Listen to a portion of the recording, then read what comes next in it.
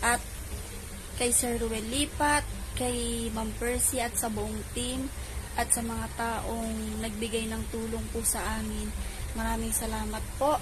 At ito, yung ibinigay niyo pong tulong ay gagamitin ko po sa kanyang gamot, pangbili po ng gamot, at pang laboratory po sa December 10. Kasi po, sa December 10 po ang kanyang follow-up check-up. At sa December 9 po kami magpapalaboratory. At ang matitira pa po ay ibabayad po namin sa PhilHealth para po ngayong December ay makakuha pa po kami ng pangdagdag na dialysis po na kanyang ginagamit sa kanyang tiyan. At salamat po sa inyo. Naway, kaya po ako ay nakabihis dahil ako po ay galing sa simbahan para magpasalamat sa Diyos dahil nandyan po kayo lagi para sa amin, handang tumulong sa mga katulad po namin. God bless po sa inyong lahat. Maraming salamat po.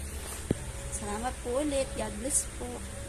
Ito po tayo ngayon sa Mercury para po bumili ng gamot ng aming warrior. Ito po ang aming nabili sa Mercury na gamot po niya.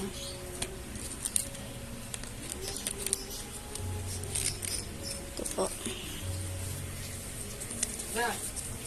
Meron pa po isang gamot na kailangan pick upin sa December 10. Yung kanyang levetiracetam dahil para po yun sa seizure po niya. Kasi po naka-paper tab po yun. Ang iba pong gamot niya ay hindi po muna namin ibinili kasi po sa December 10 po ang kanyang follow-up ay baka po ay mabago pa po. Maraming salamat po ulit. God bless po.